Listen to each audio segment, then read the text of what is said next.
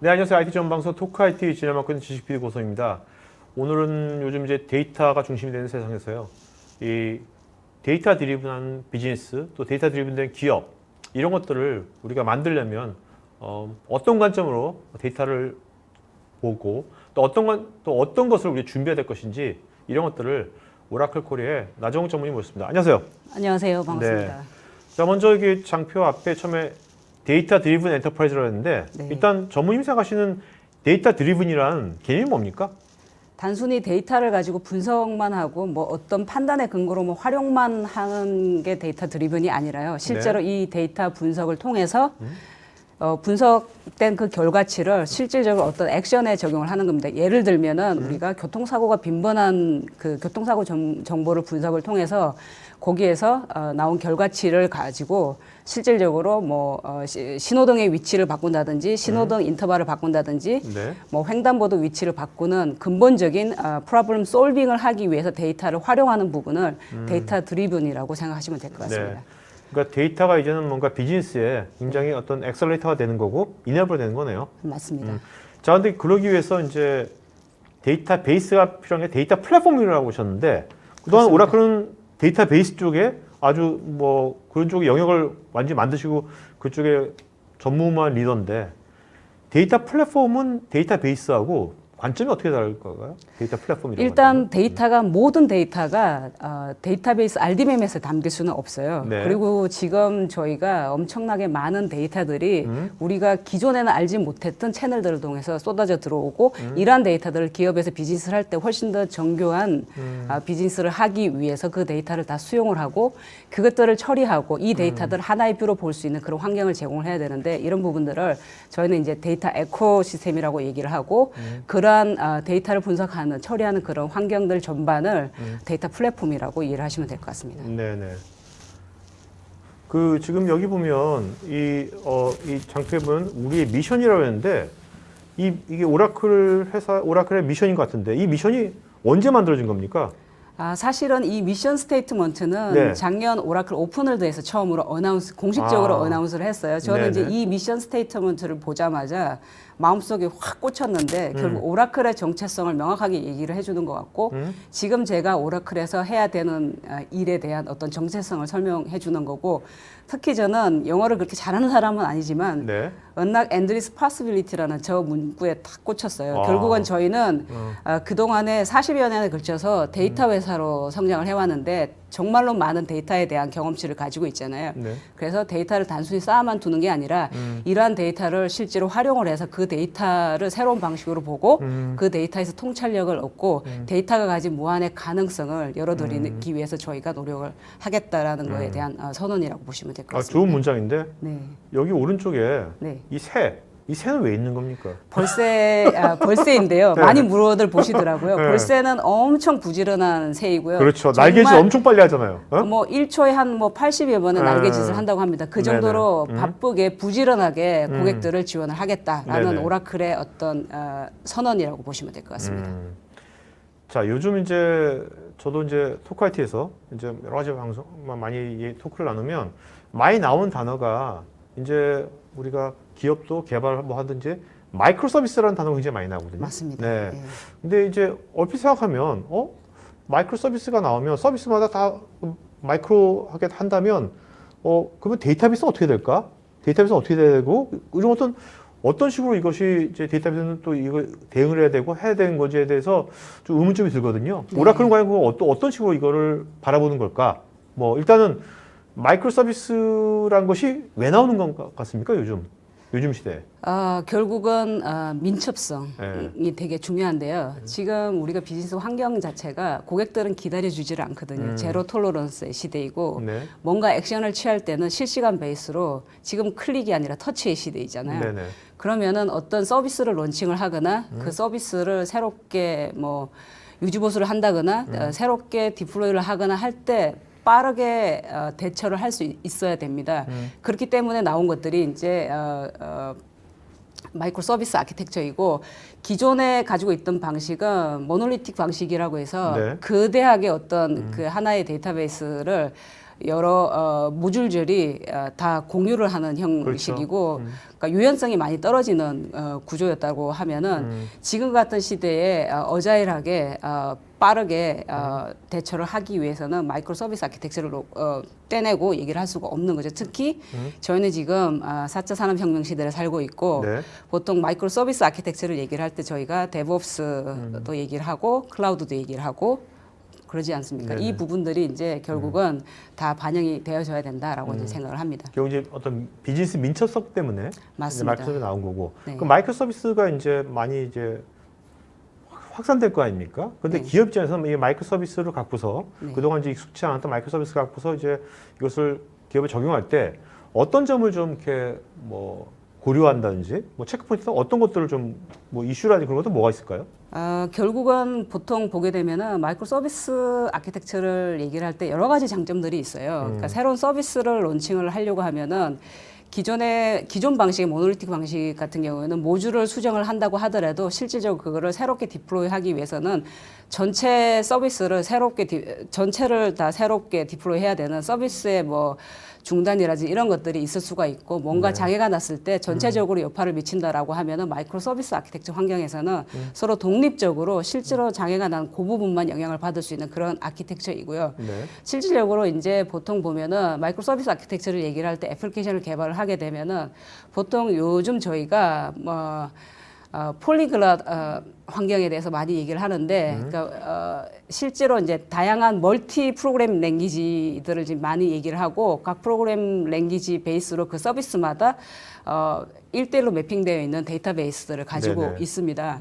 그런 식으로 서로 간의 어떤 모델의 어떤 독립성을 보장하는 형식으로 되어 있고 결국은 이제 민첩성이 핵심이라고 볼 수 있는데 이런 장점이 있음에도 불구하고 결국은 엔터프라이즈 기업의 입장에서는 이런 데이터들, 서로 따로따로 존재하는 이 데이터들을 결국은 하나의 뷰로 봐줘야 되는 그런 부분들이 있는데 마이크로 서비스 아키텍처의 방향으로 가기는 할 겁니다. 분명히 네네. 이거는 발전 방향이라고 생각하지만 마이크로 서비스 아키텍처를 제공을 하되 실질적으로 이제 기존에 전형적으로 마이크로 서비스 아키텍처가 가지고 있는 한계점이라고 할 수 있는 부분은 이런 데이터들을 한 번에 보기 위해서는 통합을 하기 위한 어떤 애플리케이션의 복잡도를 통합에 대한 엄청난 이제 비용을 들여야 되는 이제 그런 부분들이 있는데 네. 이제 오라클은 이런 부분들을 이제 멀티 테넌트 PDB 기반 컨테이너 기반의 PDB를 제공함으로 인해서 마이크로 서비스 아키텍처도 제공을 하고 마이크로 서비스 아키텍처가 가지고 있는 그런 단점도 극복할 수 있는 그런 방법으로 저희는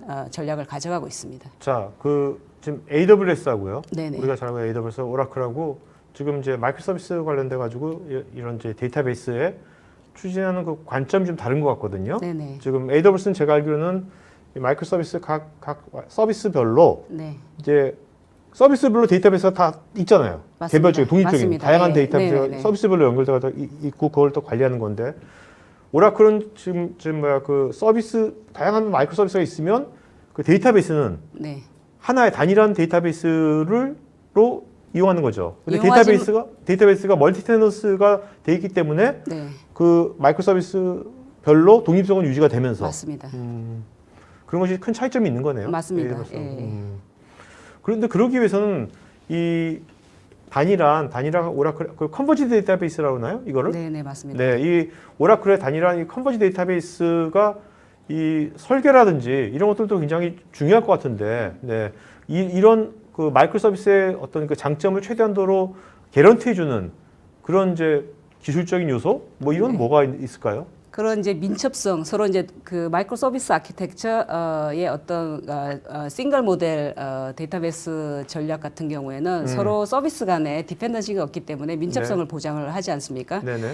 근데 오라클은 컨버지드 데이터베이스 전략을 통해서 그런 민첩성을 제공함과 동시에 실질적으로 이러한 그 서비스들이 서비스가 되고 실제로 그 서비스들을 이용해서 뭔가 새로운 비즈니스를 론칭을 한다든지 데이터를 분석한다거나 할 때 단편적으로 보지는 않거든요. 전체적으로 홀리스틱하게 이런 부분들을 같이 봐야 되는데 그러기 위해서는 이게 이제 별도의 어떤 이것들을 보기 위한 프로젝트를 막 대규모의 프로젝트를 벌리기에는 우리 시간이 없다는 거죠. 네네. 결국은 오라클의 멀티 테넌트 기능들을 이용해서 실질적으로 관리의 어떤 표준화 편의성을 통하면서 어떤 그 마이크로 서비스 아키텍처의 민첩성도 같이 제공할 수 있는 그런 환경을 제공하고 별도의 어떤 스페시픽한 데이터베이스를 운영하기에 인력이 별도로 필요하지 않다는 거죠. 오라클 네. 컨버지드 DB 안에는 이런 다양한 형태의 데이터들, 뭐 도큐멘트 데이터라든지 그래프 데이터라든지 공간 데이터라든지 이런 것들을 저장할 수 있는 그런 내용들을 다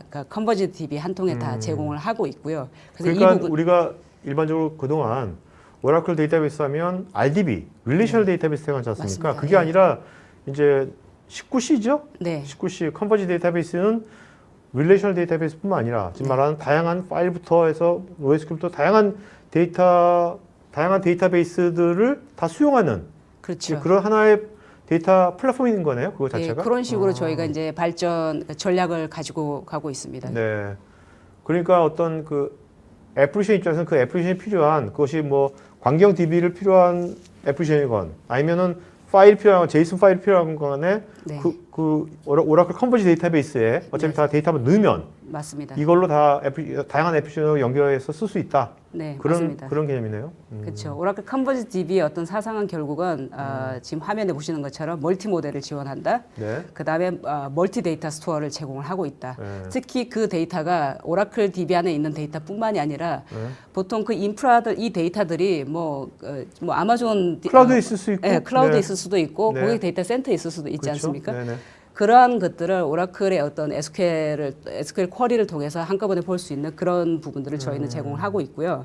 그 다음에 특히 워크로드의 성격이 다양하지 않습니까? 네네. OLTP 트랜잭션을 처리하는 OLTP도 있을 것이고 분석도 있을 것이고 스트리밍 데이터를 처리하기 위한 실시간 데이터 처리하는 부분도 있을 것이고 이런 부분들을 저희는 별도의 어떤 그 분리되어 있는 DB로 제공하는 게 아니라 네. 하나의 데이터베이스에서 그 모든 것들이 다 민글이 된다고 하더라도 서로의 어떤 성능의 디펜던시나 이런 것들이 없이 원활하게 할 수 있는 환경을 제공하고 있습니다. 특히 마이크로 서비스 아키텍처 말씀을 드렸는데 네. 그 부분은 저희 이제 컨테이너 기반의 PDB로서 이제 그 마이크로 서비스 아키텍처를 원활하게 저희는 제공하는 전략을 가져가고 있습니다.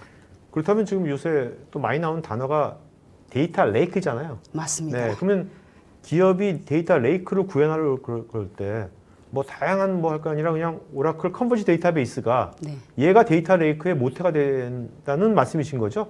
그렇죠. 중심에 있고요. 네네. 그 주변에 하둡 기반의 어떤 비정형 데이터를 가지고 있는 부분도 있고 네네. 그다음에 클라우드 상의 오브젝트 스토리지 상에 오케이, 가지고 있는 오케이. 데이터도 있을 수 있겠고 이 부분들을 결국은 이런 인프라들이 한 통 데이터 레이크라는 게 꼭 물리적으로 한 통에 있는 걸 데이터 레이크라고 그렇죠. 얘기를 하지 않습니까? 컨셉추얼한 것이 그렇죠. 익스텐디드 개념으로 봐지면은 결국 그 데이터를 이제 보기 위한 인프라, 에코를 구성을 할 때 이 그런 부분을 이제 감안을 해야 되는데 중요한 거는 이 데이터를 활용을 할 때 얼마나 내가 원하는 형태로 적시에 분석을 네네. 할 수 있고 볼 수 있냐라는 이제 그에 포커싱을 두고 이제 구현을 해야 된다라는 겁니다. 네.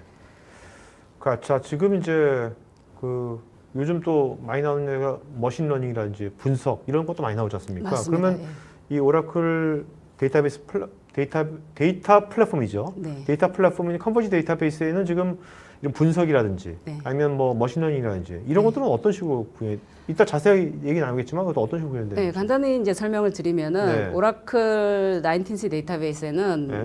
머신러닝 알고리즘을 그러니까 10여 개 이상을 제공을 하고 있고요. 그 얘기는 데이터가 있는 그곳에서 어떤 머신러닝, AI 머신러닝을 이제 구현을 해서 그 결과치를 스코어링을 테이블에다 바로 라이팅을 해서 그 내용을 SQL 기반으로 볼 수도 있고, 네. 디벨로퍼들이 좋아하는 어떤 뭐 파이썬이라든지 아니면 R이라든지 이런 인터페이스 방식으로 꺼내볼 수 있는 그런 환경들을 다 제공을 하고 있습니다. 네네. 아까 그 멀티 테넌시 얘기하실 때 네. 그 약간 좀 기술적으로 잘 모르시는 분들을 위해 가지고요. 네네. 약간 어떻게 오라클이 다양한 그 애플리케이션별로 그 데이터베이스 하는데 네. 그거의 독립성을 네. 어떻게 유지시켜 주는지 그걸 좀 말씀해 주신다면. 예. 데이터베이스 입장에서 네. 이제 멀티 테넌트를 얘기를 하면은 네. 앞장에서도 잠깐 설명을 드렸는데 네. 멀티 모델, 멀티 데이터 스토어, 그 다음에 멀티 워크로드를 지원할 수 있어야 되고 특히 마이크로 서비스 아키텍처를 지원할 수 있어야 되죠. 마이크로 서비스 아키텍처가 가지고 있는 단점이 있지만 결국은 방향성은 그 방향으로 가는 거거든요. 네네. 민첩성을 살리기 네네. 위해서. 네. 그래서 그 부분들을 저희는 네. 컨버지드 데이터베이스로 이제 전략을 가져가고 그거를 통해서 이제 유연하게 지원을 한다라고 말씀드릴 수 있겠고요.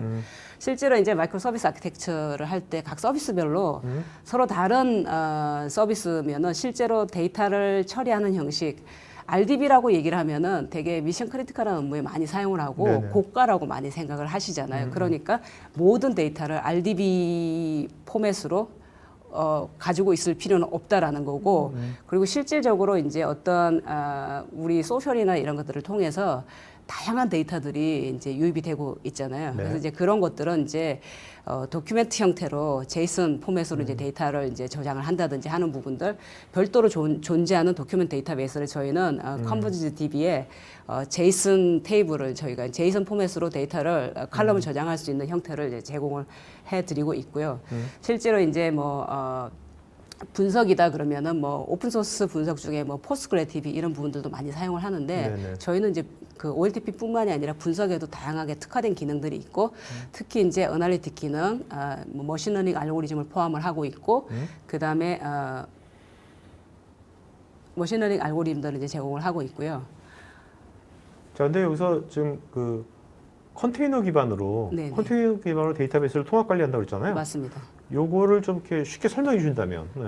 결국은 컨테이너가 이제 그 마스DB 개념으로 보시면 될 것 같고 네네. 실제로 이제 우리가 마이크로 서비스 아키텍처 환경에서 그 각 용처별로 DB를 따로따로 갖고 간다는 얘기는 실제로 그 이 DB를 운영하거나 이제 메인터넌스를 할 때 각각에 대해서 별도로 해야 되잖아요. 그렇죠, 그렇죠. 별도로 해야 네네, 되고 네. 실제로 이 데이터를 모아서 어딘가에 제3의 장소에 올려서 분석을 한다거나 하면은 그 데이터를 옮기고 하는 그 비용들이 상당히 만만치 않거든요. 네네. 이제 그런 부분들을 저희는 이제 컨테이너 기반으로 메인터넌스를 하면서 실제로 데이터베이스는 데이터 파일을 독립적으로 사용하면서 이제 서로 디펜던시를 줄여줄 수 있는 방법. 또 하나의 DB이기 때문에 전체적으로 저희가 그러니까- 쿼리도 가능하겠고. 그러니까 컨버지드 데이터베이스, 네. 어떻게 보면 이 컴퓨터 단일 데이터베이스 안에 네, 컨테이너화된 네, PDB라고 그러죠? 네, 그런 네. 것들이 여러 개 있는 거네요. 맞습니다. 아, 언제든지 플러그인에다가 플러그아웃 오케이. 할 수도 있는 그러니까 거고. 어떤 이제 통합 관리 이점도 향유하면서 맞습니다. 어떤 독립적인 어떤 그런 이제 FCM대로 독립성을 뭐 해서 민첩성을 또 하는 것도 그런 장점도 유지하는 네. 두 가지를 같이 추구하는 거네요. 어떻게 보면. 맞습니다. 구조가, 네. 아키텍처가. 결국은 이제 업무에 대한 독립성을 제공을 할 수 네네네네. 있다라는 게 되게 또 중요하다고 보고 있습니다. 그러니까 이게 여기 오른쪽에 있는 요 장표가 중요한 거네요. 여기에요. 맞습니다. 예. 예. 각각으로 존재하던 네. 것들이 결국은 PDB 그렇죠. 안으로 다 들어올 수 그렇죠. 있다라는 각각의 마이크로 서비스 각자 PDB 안에 있으면서 네.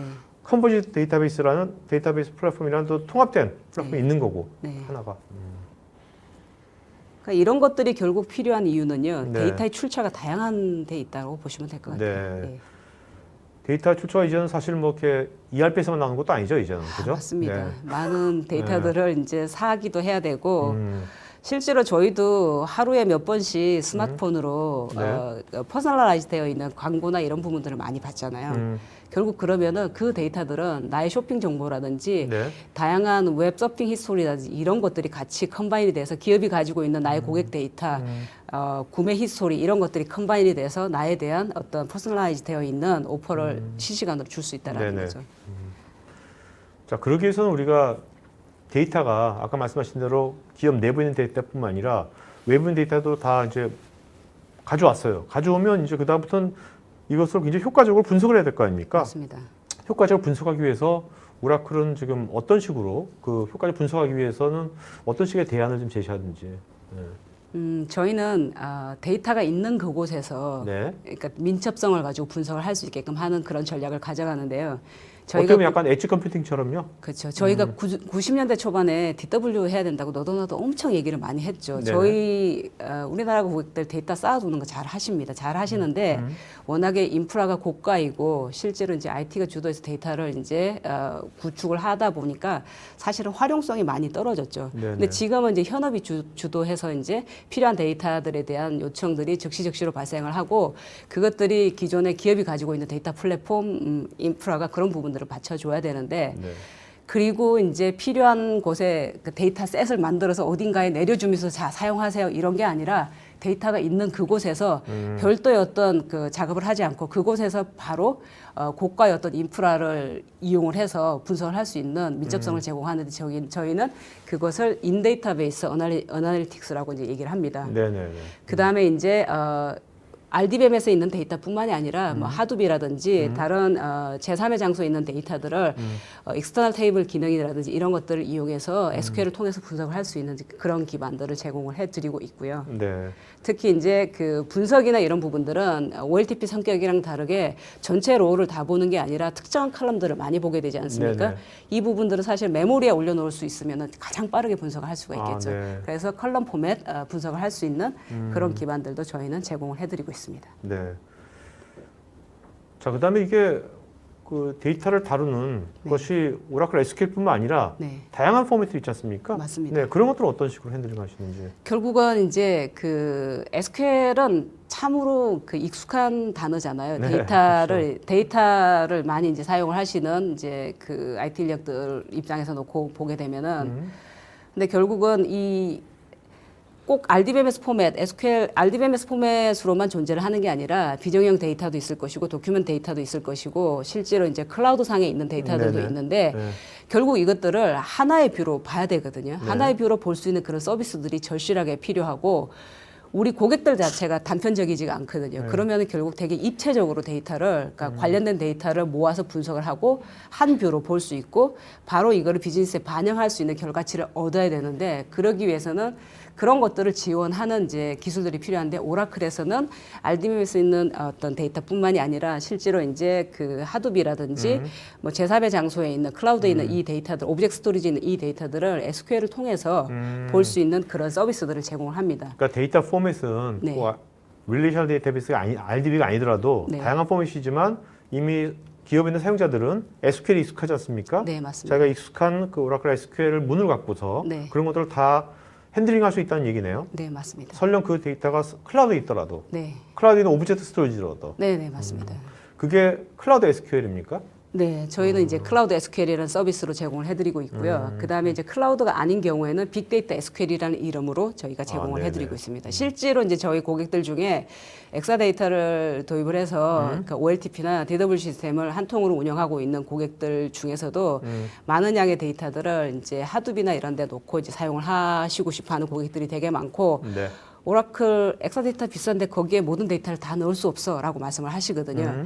근데 처음에는 이제 인하우스 빌드로 이제 하드 시스템을 구축을 했다가 결국은 유지보수라든지 데이터의 어떤 그 지속적으로 데이터가 유입이 되고 유지가 돼야 되잖아요. 네네. 그런 부분들이 이제 문제가 있으니까 결국 저희가 제공하는 엔지니어 시스템 중에 네. 빅데이터 어플라이언스라는 이제 그 시스템을 통해서 같이 도입을 하고 이 데이터들을 서로가 하나의 뷰로 볼 수 있게끔 하기 위해서 이제 빅데이터 시퀄이나 이런 부분들을 네네. 많이 이제 도입을 하고 계시고 실제로 이제 우리나라 이제 메이저 금융사나 이런 데서도 조 기반으로 데이터 레이크를 이제 구축한 사례들이 있습니다. 네. 자, 그럼 이제 이런 지금까지 말씀하신 어떻게 보면 이제 데이터를 이제 다루는 어떤 관점이라든지 또 데이터 드리븐한 그런 기업 비즈니스를 뭐 민첩하게 하려면 지금 그런 관점을 말씀하셨는데 그럼 이런 것이 기업에서 구현을 하려면 뭔가 솔루션이나 뭔가 장치가 있어야 될 거 아닙니까? 맞습니다. 그게 엑사데이터인 거죠? 맞습니다. 사실은 그 얘기를 너무 많이 하고 싶었는데 딱 꼭 집어서 말씀해 주셔서 그러니까 감사드립니다. 엑사데이터가 지금 나온 지가 네, 지금 10년이 됐나요? 맞습니다. 올해로 10년이 된 겁니까? 올해로 11년? 12년 12년 차이죠. 되죠. 네, 12년 차이죠. 10년 차이가 이거 2000 언제 나온 거예요? 2008년에 2008년도 나온 거죠. 나왔고 이제 그 한국에서는 2009년부터 본격적으로 했고 제가 네네. PD님을 2010년쯤에 아마 만났던 걸로 기억을 합니다. 네네. 자, 그렇다면 이제 그때 10년 전에, 네. 10년 전에 엑사데이터가 이제 어떤 기업한테 네. 주는 가치라든지 그런 게 있었을 텐데, 네. 그러니까 그 가치가 뭔가 인정을 받았기 때문에 네. 지금 국내에서 굉장히 많이 쓰고 있죠, 이거. 실제로 한 뭐 공식적인 얘기로 하긴 좀 힘들긴 하지만 어쨌든 여기서 제가 이제 말씀을 드리면은 한 1,000대 이상의 어떤 그 엑사데이터를 사용하는 고객들이 네네. 있고요. 고객 네네. 수로 치면 한 뭐 300이 넘는 고객들이 음, 여러분이 생각하시는 지금 아마 이 세미나에 이 웨비나에 들어오시는 고객분들 중에도 아마 이미 엑사데이터를 활용하시는 고객들이 많을 거라고 저는 생각을 합니다. 아니면 엑사데이터를 활용하는 기업의 서비스를 받고 있든지. 맞습니다. 예. 네네. 자, 이게 그동안 쭉 지나가 되고 있는데, 네. 여기 맨 끝에 보면 엑사데이터 X8M 있는데 네. 이게 가장 최신에 나온 건가 보죠? 맞습니다. 네. 작년 4월과 이제 저희가 오픈월드에서 엑세이뎀을 이제 발표를 했습니다. 이따가 자세히 설명하겠지만 네. 요 새로 나온 이 새로운 모델의 가장 큰 뭐랄까 제공 가치 중에 가장 큰 거를 한번 뭐가 있을까요? 요즘 시대에 딱 맞는. 네.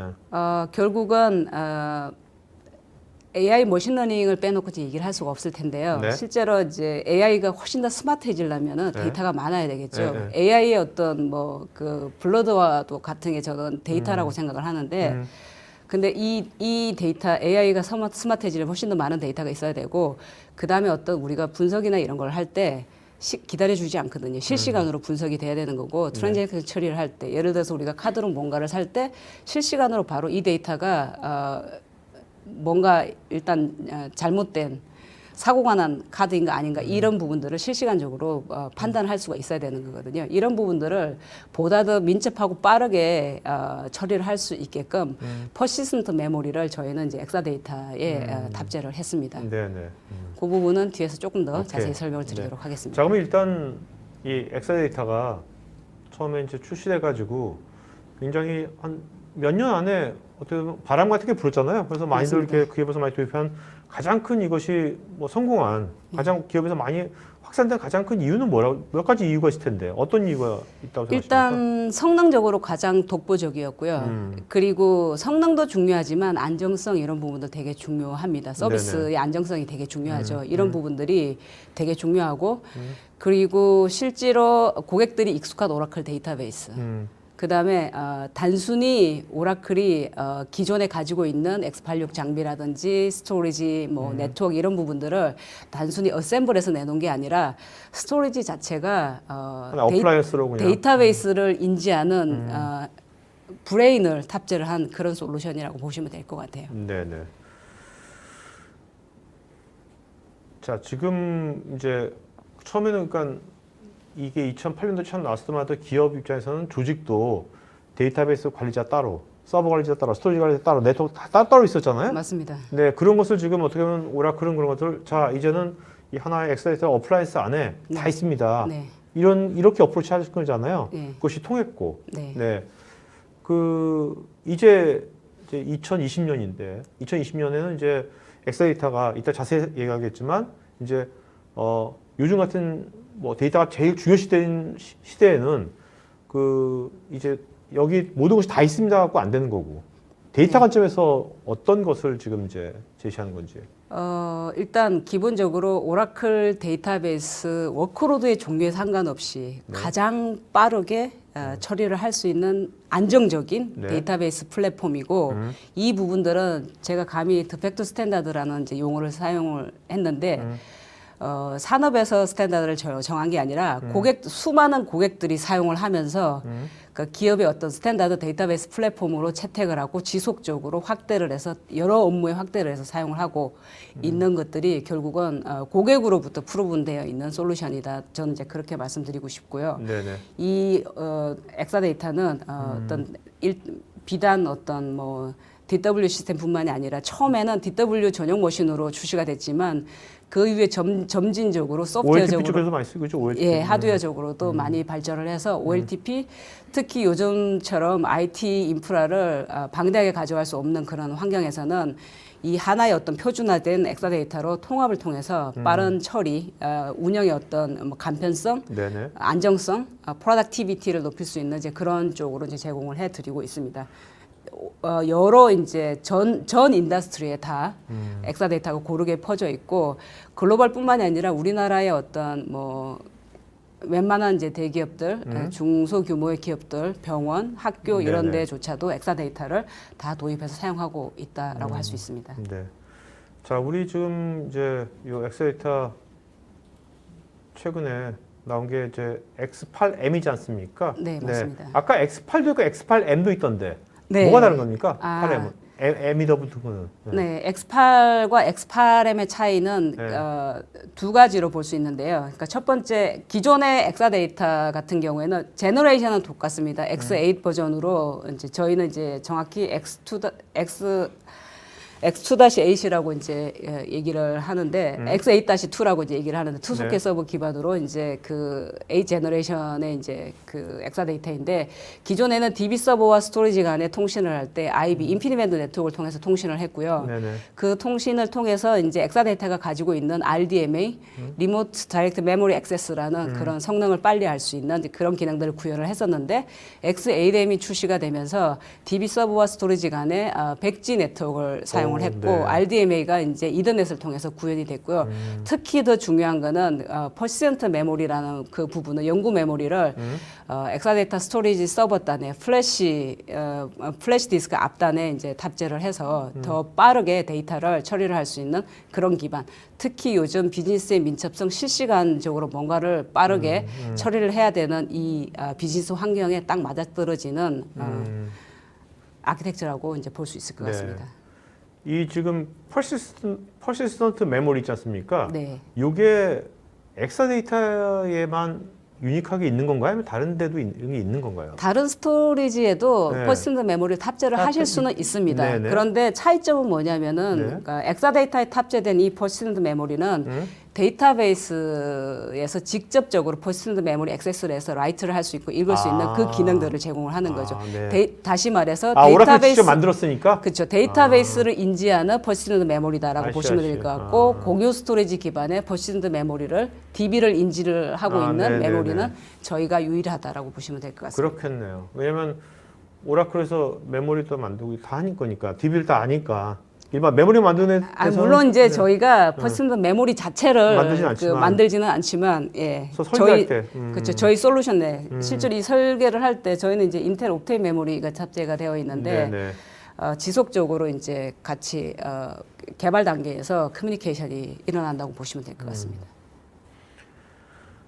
결국 이제 보니까 이런 뭐 퍼시스턴트 메모리도 그렇고 지금 이제 뭐 인피니밴드에서 100G로 됐지 않습니까? 네. 모든 것들이 아까 말씀하신 이제 현장에서 그 클라우드가 가기도 전에 현장에서 뭔가 데이터가 막 왔다 갔다 하는 데이터에서 현장에서 뭐 실시간으로 빠른 이제 분석을 이제 많이 요구하니까 네. 이제 그런 것들을 확실하게 이제 담보하기 위해서 아키텍처 이런 식으로 이제 진화를 하고 있는 거네요, 보니까. 예, 혹자는 그런 말씀도 하시더라고요. 왜 이제 와서 이더넷을 썼지? 그러면은 인피니밴드는 산업 스탠다드가 아니야. 네네. 인피니밴드 네트워크도 산업 스탠다드입니다. 그런데 네네. 처음에 엑사데이터를 출시를 할 때 지금처럼 그러니까 그 빠른 속도로 DB 서버와 스토리지 간에 데이터를 빠르게 처리할 수 있는 RDMA 기술을 구현하기 위해서는 빠른 네트워크가 필요했는데 이더넷이 거기를 따라가지를 못했고 지금은 이더넷이 충분히 네. 그 부분을 따라잡았다고 생각을 했고 특히 이제 100G 네트워크를 통해서 저희는 RDMA를 구현을 했습니다. 그렇다면 여기 이제 RDMA 있지 않습니까? 네. RDMA over Converged Ethernet. 네. 요거를 줄여가지고 발음을 로키라고 합니까? 뭐라고 네, 합니까? 저희는 로키라고 부릅니다. 로키, 네네. 예. 이거는 그러면 이 로키는 네. 오라클에서 만든 그 표준입니까? 아니면 이거는 번영적인 표준입니까? 이거는 오라클에서 만든 표준이죠. 네. RDMA를 구현을 한 거니까요. 오케이. 엑사데이터 기반에서. 자, 요즘은 이제 그 가성비도 중요하지 않습니까? 네. 확실하게 이제 성능은 확실하게 굉장히 여러 가지로 굉장히 빨라지고 좋아졌는데 가성비적인 면은 어떤지 예전에 비해서.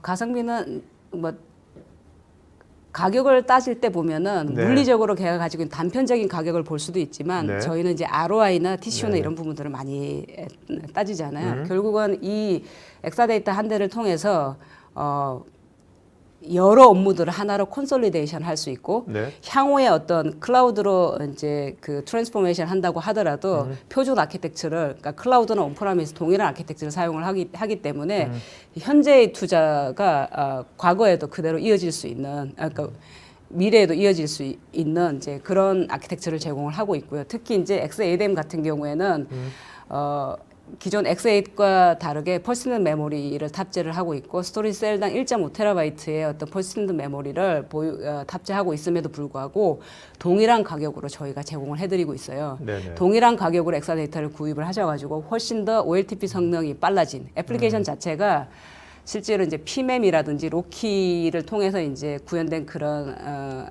아키텍처들이 애플리케이션을 수정 없이 그냥 그대로 사용을 한다고 하더라도 기본적으로 성능이 더 빨라지는 그런 네. 구조를 가지고 있습니다. 자, 계속 강조하신 게 이제 실시간으로 이제 데이터 분석 그걸 이제 가능할 수 있게 해준다고 그랬는데 그럼 기업 입장에서 이렇게 실시간으로 대용량의 데이터를 분석할 수가 있게 되면 어떤 분야에 이제 기업 입장에서 기회들이 생길까요?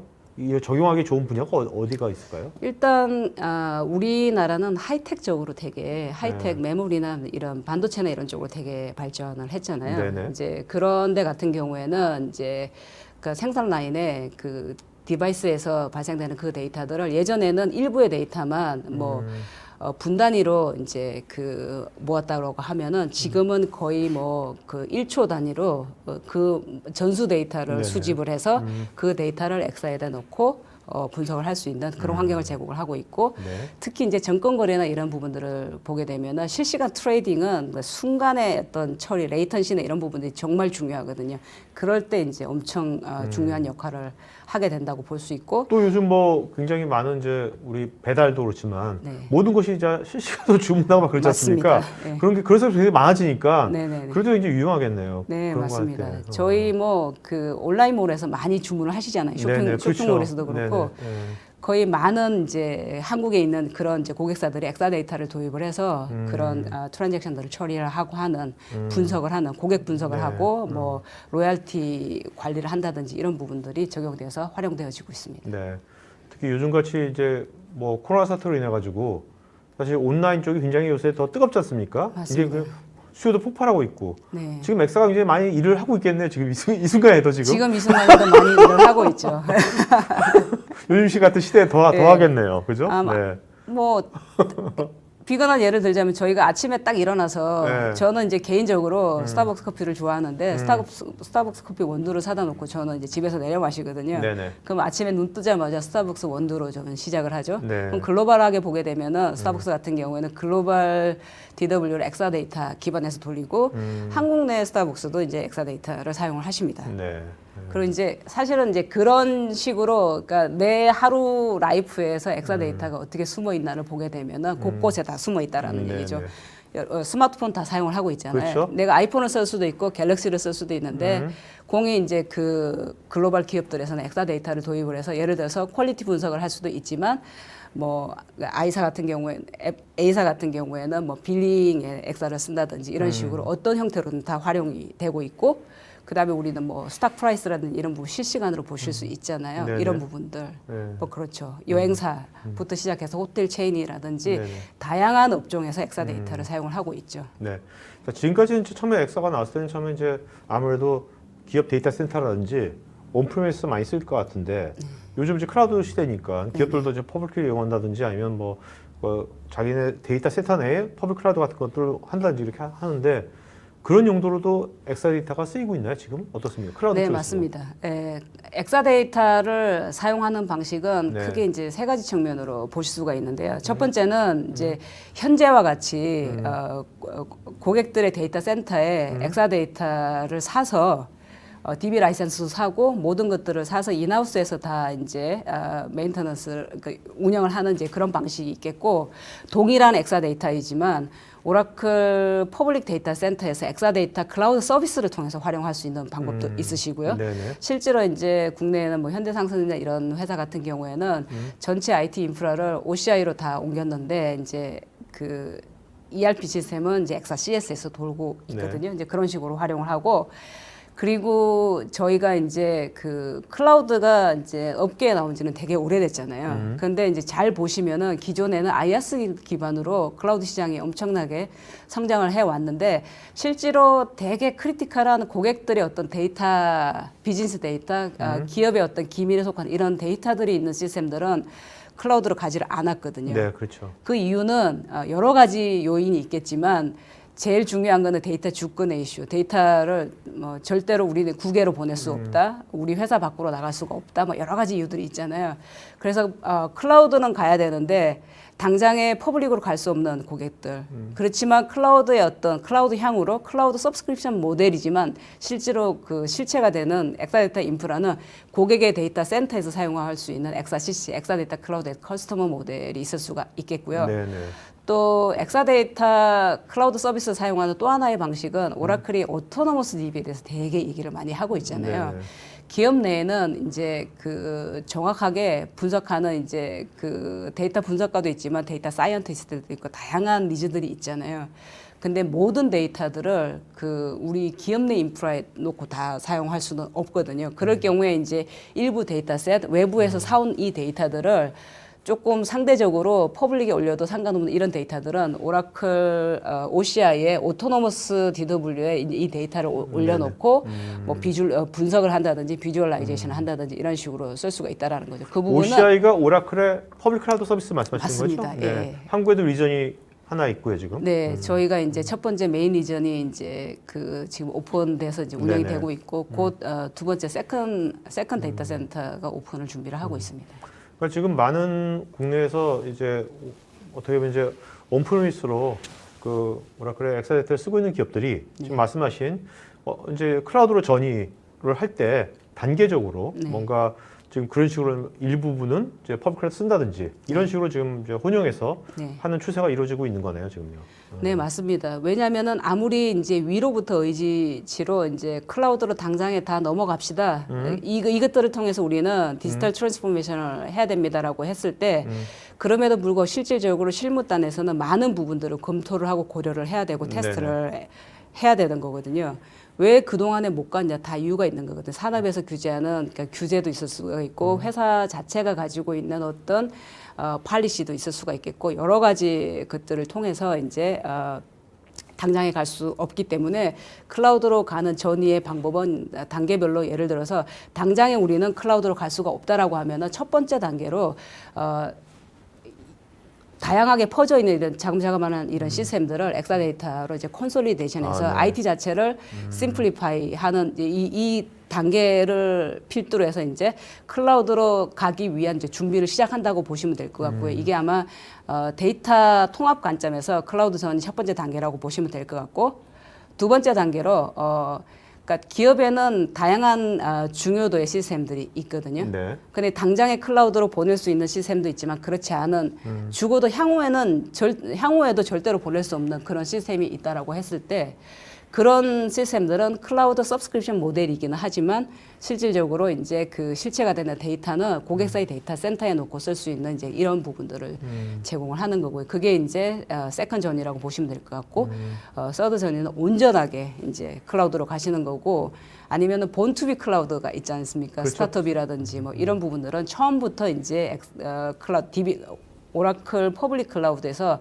DBCS, 베어메트릭 기반의 DBCS를 쓸 수도 있지만 어떤 익스트림한 성능이 필요하고 분석 성능이 필요한 경우에는 엑사CS. 네네. 우리는 운영 인력이 없어. 운영 인력이 없으니까 운영이나 이런 부분들은 다 전문가한테 맡기고 우리는 활용만 하겠다라고 했을 때 오토노머스 데이터베이스를 사용하는 방법들이 있습니다. 근데 여기서 지금 오토노머스 자율운영, 네네. 자율운영 데이터베이스 서비스는 엑사데이터 환경에서만 독점적으로 실행된다. 이 말 무슨 말입니까? 결국은 오라클이 제공하는 오토노머스 데이터베이스는 두 가지 종류가 있는데 오토노머스 데이터 웨어하우스가 있고 오토노머스 트랜잭셔널 프로세싱이라고 해서 OLT 비용이 있습니다. 그래서 엑사데이터 환경에서만 오토노머스 데이터베이스를 저희가 정책적으로 제공을 하고 있습니다. 네네네. 결국 오토노머스를 사용하기 위해서는 오라클 퍼블릭 클라우드의 엑사CS 기반에서 돌고 있는 네네네. 오토노머스를 활용하시는 방법이 있을 수가 있겠고요. 엑사데이터 클라우드의 커스터머 모델 거기에 오토노머스를 올려놓고 사용하실 수 있는 그러니까 방법이 있습니다. 이제 오라클 엑사데이터가 아닌 네. 타 벤더의 서버라든지 네. 시스템에서는 자율운영 데이터베이스를 쓸 수 없는 오라클 거네요. 자율운영 데이터베이스를 쓸 수가 없는 아, 거죠. 네. 자율운영이라는 설령 오라클 거는 있다고 하더라도. 맞습니다. 그러니까 오토메이션을 넘어서 어떤 판단을 통해서 뭔가 조치도 하고 뭔가 유동적으로 변하고 있는 데이터베이스 운영 환경에서 거기에 맞춰서 뭔가 계속적으로 진화를 해서 이제 자율적으로 운영을 한다는 개념이잖아요. 그러기 위해서는 엑사데이터와 같이 프로분되고 성능적으로도 어떤 환경이 벌어지더라도 서로 간에 성능 디펜던시가 없이 빠른 성능, 원래 목적한 바를 그대로 처리할 수 있는 그런 환경을 제공을 할 수 있어야 되거든요. 그렇기 때문에 엑사데이터, 그러니까 오라클이 통제할 수 있는, 오라클이 네네. 개런티 할 수 있는 그런 하드웨어, 인프라 기반에서 오토노머스 DB를 제공한다라고 생각하시면 될 것 같습니다. 자, 지금 질문도 굉장히 많은데 네. 뭐 전무님 좀 간단하게 정리해 주시고 네. 맺은 말이 있는데 정리해 네. 주시고 이제 Q&A 시간 네. 갖도록 하죠. 네. 네, 알겠습니다. 제가 이제 마지막으로 드리고 싶은 말씀은 제목처럼 현재와 미래를 수용할 수 있는 데이터 플랫폼, 결국 오라클 데이터 매니지먼트 플랫폼 오브젝티브와도 이제 매핑이 된다라고 볼 수 있는데요. 저희는 이제 그 90C 기반의 컨버지드 DB를 엑사데이터 기반에서 현재 여러분이 직면하고 있는 수없이 많은 폭증하는 그 데이터들을 마이크로 서비스 아키텍처 환경이라고 할지라도 이 엑사데이터 기반에서 멀티 테넌트 기반으로 해서 유연하게 처리를 할 수 있고 실제로 이제 다양한 종류의 데이터들을 하나의 뷰로 홀리스틱하게 뭔가 입체적으로 데이터를 분석할 수 있는 그런 기반까지도 제공을 해 드리겠다. 그리고 이것들이 이제 클라우드로 넘어갔을 때 오토노머스 DB로 이제 진화를 해서 여러분이 보다 더 이제 그 데이터베이스 운영 자체보다는 실제로 이 데이터를 얼마나 값어치 있게 활용할 수 있느냐에 포커싱할 수 있는 보다 더 이제 밸류 있는 일을 할 수 있는 형태로 지원을 해드리고 있습니다. 알겠습니다. 자, 그러면 이제 이게 오라클 컨버지 데이터베이스가 19C지 않습니까? 네. 19C인데 그럼 이게 19가 이게 2019년 작년에 나와서 2019입니까? 맞습니다. 그럼 올해가 2020이지 않습니까? 네네. 올해도 그럼 20 뭐가 나오는 겁니까? 올해도 20C가 나올 예정입니다. 예. 언제 나올 예정인가요? 보통은 3월 정도에 많이 나오게 되는데 이제 얼마 안 남았네요, 3월. 네, 곧 임박했다라고 보시면 될 것 아, 같습니다. 네네네. 네. 자, 지금 이제 여러분 질문에 대해서 답변 드리도록 하겠습니다. 그 다음에 여러분들 그 질문에 대해서 또 오라클의 또 전문가분들께서 또 이렇게 답글을 달아주시니까 개별적으로 네. 그 개별적인 답글도 체크해 보시기 바랍니다. 그래서 그리고 지금 설문조사하고 있으니까 설문하시는 선착순 30분한테 저희가 스타벅스 기프티콘 드리니까 또 설문에서 여러분들 오늘 게스트이신 나전무님한테 또 더 궁금한 것도 추가 어떤 이런 상담이나 이런 것들은 설문에서 여러분들을 추가로 적어 놓으시면 좋겠습니다. 김승준님께서요, 마이크로 서비스 같은데, 마이크로 서비스와 전체 데이터에 대해서 최적의 데이터 처리가 되는지를 검증할 수 있는 방법이 있는지요? 결국은 저거는 이제 POC라든지 네. 이제 이런 부분들을 통해서 실제로 이제 검증을 해보는 방법이 있을 것 같습니다. 근데 이제 마이크로 서비스 아키텍처에 생각을 해보게 되면은 개별적으로 이제 그 개별 그 아키텍처별로 데이터베이스를 별도로 가지고 있게 되는데 네. 단순히 그 업무 자체만 놓고 보게 되면은 그게 바람직한 방향이라고 할 수가 있겠죠. 서로 서비스 모듈 간의 이제 독립성을 보장을 하는 거니까. 네. 근데 말씀드린 것처럼 저희는 지금 단편화의 시대에 살고 있는 게 아니라 고객들 요구 자체가 되게 입체적으로 들어오거든요. 그러면 그것들을 하나의 어떤 통합된 환경을 홀리스틱하게 볼 수 있는 환경을 제공을 해야 되는 게 필요하고 하나로 보기 위해서 뭔가 예전 같으면 통합 프로젝트를 띄워서 엄청나게 많은 시간과 그렇죠. 사람과 노력을 투자를 했었어야 됐죠. 근데 이런 부분들이 저희는 이제 마이크로 서비스 아키텍처를 지원하되 그것들이 오라클이 제공하는 컨버지드 DB의 멀티 테넌트 기반, 네네. 멀티 테넌트 형태로 제공을 하고 있고 제가 이제 데이터베이스 관점에서 멀티 테넌트 이제 말씀드릴 때 멀티 모델 말씀드렸고 네. 데이터 형태가 여러 가지가 있잖아요. 네네. 뭐 그 제이슨 포맷으로 할 수도 있고 뭐 그래프 데이터도 있고 공간 데이터도 있고 전형적인 뭐 서드 노멀라이제이션, RDMS 스키마도 있을 수가 있겠고요.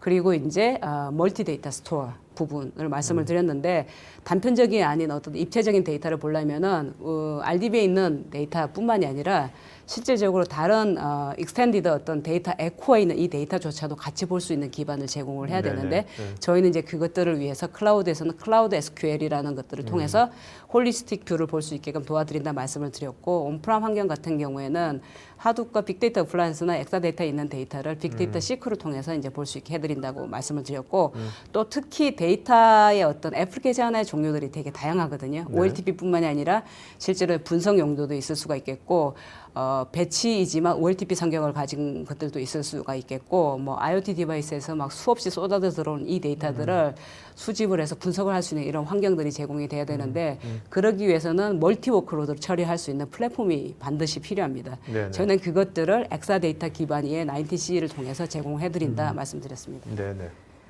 자, 그다음에 그 한국님께서요. 마이크로 서비스를 위해서는 개발 쪽의 움직임을 데이터 쪽과에 신속하게 제공해야 할 것 같은데 이것을 통합해서 저장한 곳 이외에 복제 방식의 새로운 복제 방식인지요. 원래 애플리케이션 개발자는 데이터 전문가의 협조가 쉽지 않아서 개발이 쉽지 않은데 이를 개발자 입장에서 해결해 주는 것인지요. 일단 PDB를 개발 테스트 환경 쉽게 복제를 해서 예를 들어서 클라우드에 갖다 놓고 쓸 수도 있고요. 네네. 별도의 어떤 시스템 쪽에다가 그러니까 네. PDB를 손쉽게 카피를 해서 할 수가 있습니다. 컨테이너니까. 네, 네네. 맞습니다. 쉽게 플러그인, 플러그아웃을 네네네. 할 수 네. 있는 이제 그런 환경들을 제공을 해드리고 있습니다.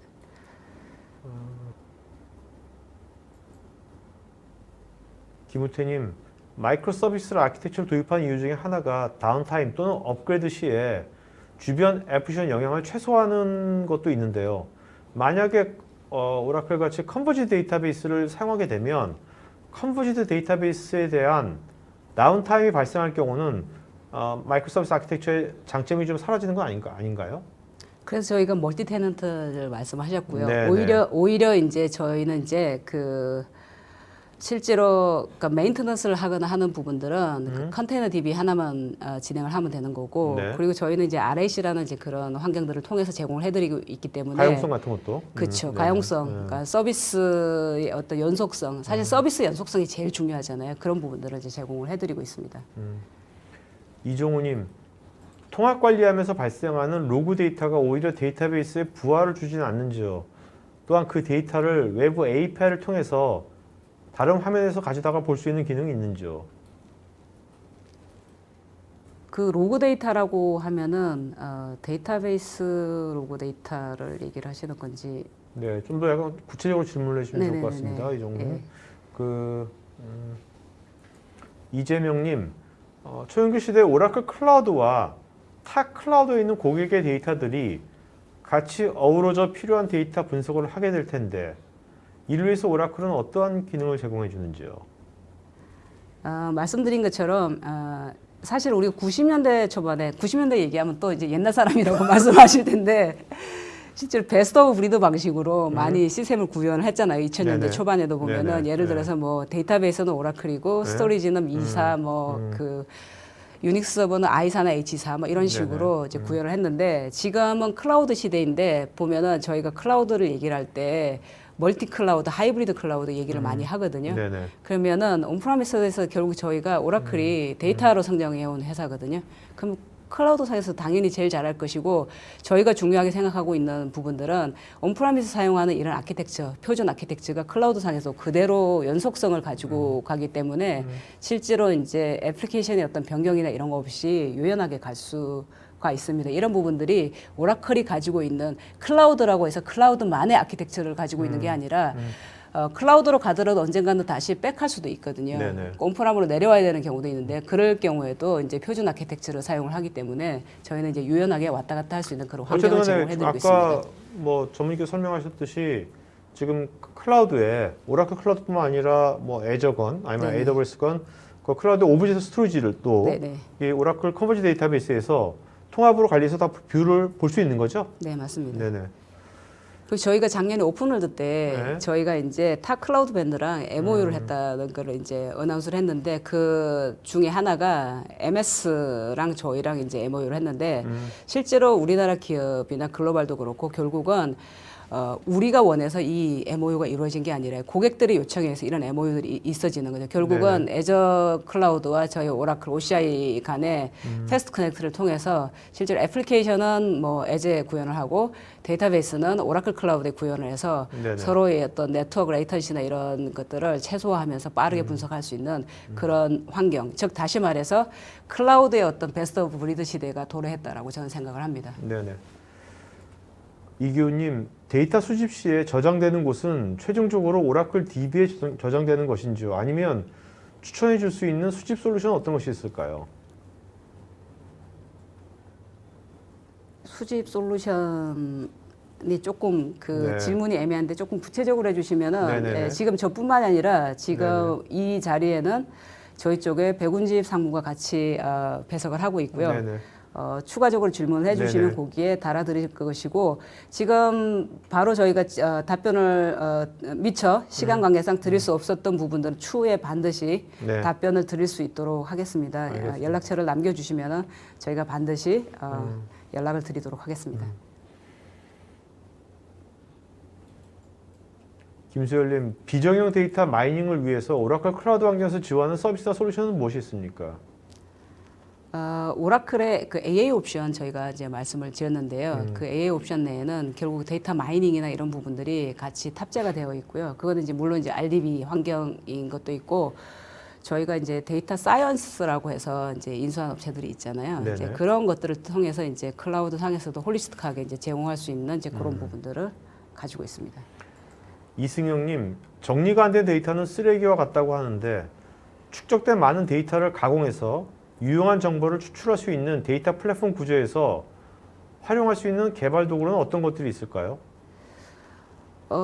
데이터 맞습니다. 사실 활용되지 않는 데이터는 쓰레기죠. 네네. 결국 돈만 들이고 계속 네. 유지를 해야 되는 거니까요. 결국 축적된 이 데이터를 뭐 한 곳에 모을 수도 있지만 데이터 레이커와 같이 데이터 에코에 이제 구축을 해놓고 실제로 이제 꺼내보는 실제로 분석하는 이제 그런 부분들이 있는데 저희는 이제 그 UI 단에서 제공할 수 있는 그런 OAC라든지 이런 부분들을 쭉 제공도 해드리고 있고 그 다음에 이제 디벨로퍼들이 되게 그 익숙한 언어들이 있잖아요. 파이썬이라든지 R이라든지 이런 그 인터페이스 환경들을 이제 제공을 하기 때문에 지금 여러분이 생각하시는 모든 그 API들, REST API나 이런 것들을 통해서도 충분히 이 데이터를 볼 수 있는 환경을 제공을 해드린다라고 볼 수 있어요. 그러니까 결국 데이터를 활용할 때 여러분이 할 수 있는 기투자되어 있는 그런 그 뭐 올랩 툴이라든지 이런 것들을 통해서도 볼 수가 있겠고 어떤 프로그램 랭귀지나 이런 것들을 통해서 꺼내볼 수도 있는 거고요. 예, 그렇습니다. 정동환님, 하드백에 비정형 데이터를 수집해서 ADW에 적재 시에 데이터베이스 성능 이슈 해결 방안에는 어떤 자료를 참고해야 할까요? 2초 내에 자료 요청을 많이 해가지고요. ADW가 아마 어널리틱 데이터 웨어하우스를 말씀을 하시는 것 같아요. 네네. 주로 이제 금융권이나 이런 쪽에서 저런 쪽으로 이제 많이 요구를 하게 되는 거잖아요. 엑사데이터에 놓고 일단은 그 빅데이터 SQL을 같이 연결해서 사용하시면 저런 부분 충분히 해결된다라고 저는 생각을 네네. 합니다. 예. 이기훈님, NoSQL도 지원하는지요? 혹 표준 SQL과 NoSQL을 동시에 지원하는지요? 예, 저희는 지원합니다. 네. 예. 김우태님, 스토리지 유형이 파일, 블록, 오브젝트 스토리지가 있는데요. 오라클 SQL은 모든 오브젝트 스토리지를 사용한다고 되어 있는데 비용, 스토리지 효율성 등의 관점에서 특별한 이유가 있는지요? 결국은 이제 클라우드 상에서 데이터를 놓아둘 때 블락 스토리지를 사용할 수도 있고 오브젝트 스토리지를 사용할 수 있는데 스토리지가 되게 비싸잖아요. 데이터는 네네. 계속 늘어나고 그러니까 장기간 보관을 해야 된다거나 좀 덜 중요한 데이터들은 오브젝트 스토리지에 많이 놓고 사용을 하시게 되죠. 자, 그 다음에 차지용님, 전무님 설명이 명쾌하고 목소리가 쏙쏙 귀에 잘 들어온다고요? 네, 시원시원한. 그래서 하두 버전 등 제한받는 환경 제약 요건이 있는지요? 이것을 쓸 때 뭔가 환경의 제약 같은 것이 있는지? 하도 버전 저거는 제가 조금 확인을 해봐야 될 것 네네네. 같고요. 그러니까 정확히 이제 정확한 이제 버전을 말씀을 드려야 되잖아요. 네네. 그거는 추후에 저희가 답변을 드리도록 하겠습니다. 반드시. 한국님께서는 엑사데이터는 그러면 HCI하고는 어떤 차이점이 있는 건가요? 하이퍼 컨버지드 인프라스트럭처를 이제 말씀을 하시는 것 네네네. 같은데 결국 저런 부분들은 엑사데이터는 하이퍼 컨버지드 플랫폼이라고 보는 게 더 맞습니다. 왜냐하면은 데이터베이스 오라클 데이터베이스에 최적화되어 있잖아요. 네네. 그리고 단순히 어떤 하드웨어들이 어셈블 되어 있는 게 아니라 실제로 스토리지가 데이터베이스를 인지를 하고 스토리지에서 어떤 중요한 연산들을 해서 데이터의 어떤 답변에 가까운 그 데이터들을 DB 서버로 보내줘서 거기서 최종 연산을 통해서 결과치를 사용자한테 던져주는 역할을 하는 그러니까 거거든요. 엔지니어링 돼 있죠? 엔지니어 시스템. 맞습니다. 예. 단순히 이제 그 하드웨어 솔루션이 아니라 하드웨어 소프트웨어 엔지니어도 워크 투게더라고 해서 밀결합되어 있는 그런 솔루션이라고 보시면 될 것 같습니다. 네네. 유사장님, DBMS들은 그러면 모두 어느 DB 종류가 상관없이 가능한 건가요? 엑사데이터는 오라클 데이터베이스만 가능한 네네. 거고요. 실제로 이제 저 부분은 아마 RDB 이제 쪽은 RDB도 오라클만 가능한 거고 그죠, 다른 그죠. 파일이라든지 다른 포맷들은 가능한 거죠, 그죠? 네네. 네네. 한지호님, 엑사데이터를 사용하다 보면 데이터 증가에 따라서 백업 성능이 떨어지는 문제가 발생할 때가 있는데요. 현재는 ZFS를 이용해서 백업을 받고 있는데 신규 X8M의 성능이 증대됨에 따라 이에 맞는 백업 방식이 필요할 것 같습니다. 기존의 GFS를 이용한 백업 말고 X8M을 위해서 새로운 백업 방식이 있는 건지요? 아마 이제 백운집 상무와 정영근 상무 네네. 두 분이 답변을 남겼는데 네. 그 부연적으로 설명을 드리면은 네. GFS 스토리지 백업 방식뿐만 아니라 저희는 이제 리커버리 어플라이언스라는 데이터베이스 단순히 백업 리커버리를 넘어서 데이터의 어떤 프로텍션 네. 서비스의 연속성을 제공하기 위한 백업 전용 저희가 데이터 프로텍션용 리커버리 어플라이언스 백업 솔루션을 제공을 하고 있습니다. 네네네. 노병호님, 실시간 통화 관리를 하게 된다면 그에 맞게 하드웨어 성능도 필요할 것이고 인터넷망도 중요할 것이라고 생각하는데 기존 환경에서 가능할지 궁금하고요. 보안상의 이유로 클라우드를 사용하지 않는다면 제한적인 내용이 있는지 궁금합니다. 실시간 통합 하드웨어 성능 되게 중요하죠. 인터넷망도 네. 중요하고 그러니까 지금 우리가 나와 있는 기술 중에 5G나 이런 부분들이 왜 꼭 필요한가라는 걸 생각해 보면은 그 데이터의 어떤 이동 속도라든지 이런 부분들이 정말 중요하잖아요. 네네. 그럼 결국은 이런 부분들이 그러한 디지털 혁신을 가속화시킬 것이고요. 그 다음에 이제 그거는 이제 성능에 대한 부분, 망 성능이라든지 이런 부분에 대해서 이제 얘기를 드리는 거고 기존의 뭐 원지 환경이라든지 이러면은 사실은 이제 하드웨어에서 아무리 빨리 처리한다고 하더라도 사실 저 부분에는 레이턴시가 발생하기 때문에 네네.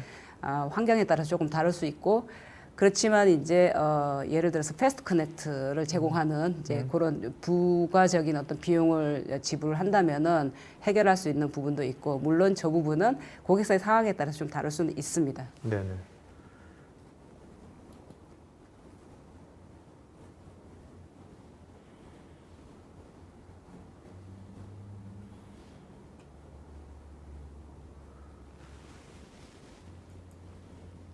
박우일님, 저희가 마침 MS SQL에서 오라클로 변경이 되는데 오라클에서 새로 탑재된 빅데이터 DB 아키텍처에 대해서 매우 궁금합니다. 그래프DB와 같은 혁신적인 기술도 추후 보고 계신 건지요? 그래프DB 사용하실 수 있습니다. 네. 예. 그래프 스파셜 이런 부분들 이미 이제 오라클 19cDB에서 다 제공을 하고 있는 기능이기 네네네. 때문에 사용하시면 됩니다. 네. 자, 오늘 여러분 설문지 마저 해주시면 고맙겠고요. 자, 오늘 지금 5시 3분인데, 자, 전무님 마지막으로 좀 한 말씀 마치고 할까요, 오늘? 네. 예, 제가 두서없이 참으로 말을 이제 많이 했는데 잘 들어주셔서 감사드리고요. 되게 오버롤하게 제가 말씀드렸다고 생각을 하는데 궁금하신 내용이나 이런 부분이 있으시면은 연락처를 남겨주시면은 반드시 저희가 조금 더 네. 디테일한 내용으로 찾아뵙도록 하겠습니다. 네.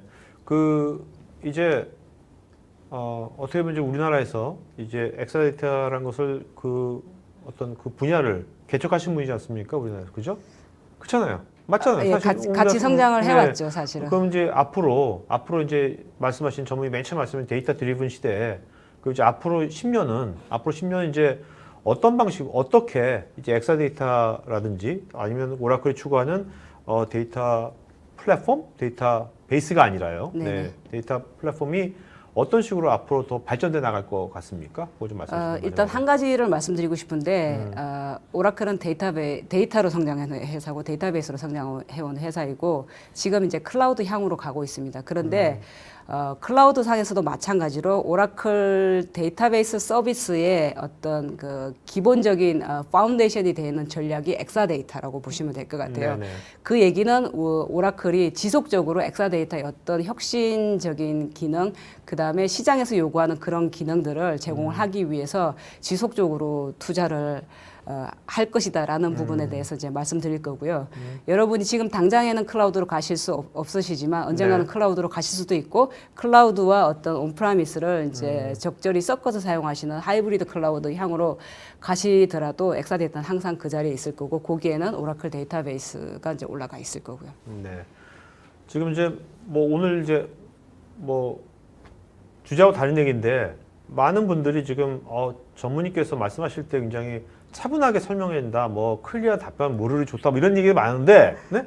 제가 그냥 개인적으로 뭐 방송 주제 상관없는데 말씀하실 때 보면 또박또박, 네? 말을 좀 뭐랄까 좀 이렇게 듣는 사람 입장에서 보면 좀 이렇게 딱 어떤 식이 딱 되게 딱 말씀을 잘하시거든요. 그게 어릴 때부터 그랬어요? 아니면 초등학교 때부터 이렇게 말씀하셨어요? 아니면 언제부터 그 노하우 좀 얘기해. 노하우. 왜냐면 우리 시청자들도 나중에 어디 가서 뭐 토크는 아니지만 어디 가서 발표해야 될 때 그런 데 있잖아요. 그때 보면 전문인 같은 스타일로 얘기하면 굉장히 비즈니스한테 도움이 될 것 같거든요. 그래서 감사합니다. 이 시청자분들한테 좀 그런 팁 같은 걸 좀 말씀해 주신다면, 네. 일단- 원래 어릴 때부터 원래 이랬는지. 조금 어릴 때부터 아버지의 영향을 받아서 조금 그래요? 그런 말을 길게 하는 거를 별로 좋아하지 않으셨기 때문에 아버님이? 네, 되게 무서우셔서 네. 빠른 시간 내에 제가 얘기해야 되는 부분들을 충분히 어필을 해야 되기 때문에 그런 네. 트레이닝이 좀 있었고 네네. 그리고 이제 이 엑사데이터를 제가 처음에 2008년에 처음 만나면서 이런 부분들이 훨씬 더 이제 제가 하고 있는 일에 대한 확신이 생기면서 훨씬 더 이게 가속화가 된 것 같습니다. 네. 알겠습니다. 자, 오늘 방송에서 마치고요. 여러분들 토크IT 지금 거의가 아니라 매일 방송이 있으니까 여러분들 관심 있는 것들은 미리미리 체크하면 되고요. 내일은 여러분 이제 요새 시티즌 데이터 사이언티스트 많이 나오지 않습니까? 이제 현업들도 꼭 IT가 현업들도 이제 데이터를 잘 다뤄야 되거든요. 그런 거에 관련 주제니까 2시부터 합니다. 그러니까 관심 있는 분들은 참여하시면 좋을 것 같습니다. 자, 오늘 방송에서 마치겠습니다. 고맙습니다. 감사합니다. IT 전문 방송 토크IT에서 테크 분야별로 짧고 진한 시리즈 영상들을 편하게 골라서 보실 수 있습니다. 구글이나 네이버에서 한글로 토크IT 치시거나 토크IT.tv 사이트로 오시면 됩니다.